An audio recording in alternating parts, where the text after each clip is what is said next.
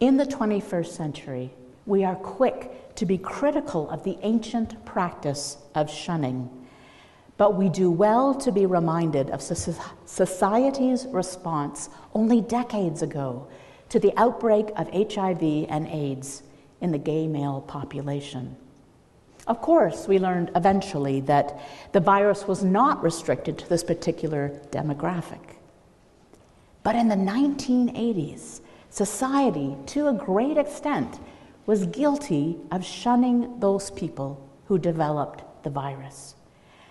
I don't think it's an exaggeration to say that there was a time when we blamed the gay patient for his dilemma, that is, for contracting HIV and AIDS. We as a society were guilty of violating the code of compassion.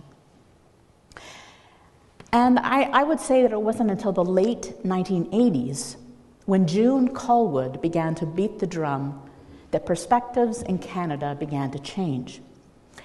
You probably remember, June was a journalist and an activist living in Toronto. She wrote for the Globe, I think. She founded the Casey House, which was a treatment center and hospice built specifically for people who were living with and dying of AIDS. And in 1991, Princess Diana made her famous trip to Casey House and gained international attention when she dared to physically interact with the residents. I want to believe that we have come a long way since the 1980s. And I do believe that we have.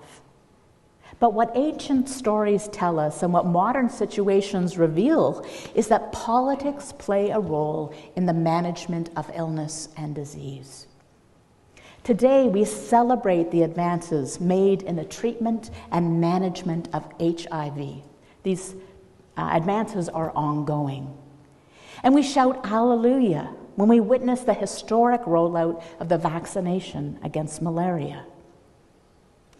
At the same time, we're called to be ever mindful of the injustices that push people to the margins because of their poverty, the color of their skin, or because of the people they choose to love.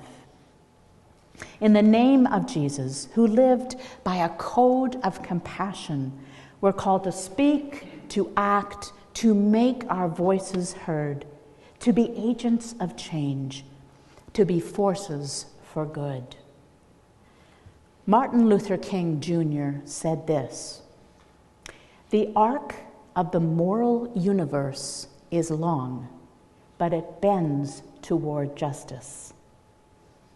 That's something you can tack up on your wall.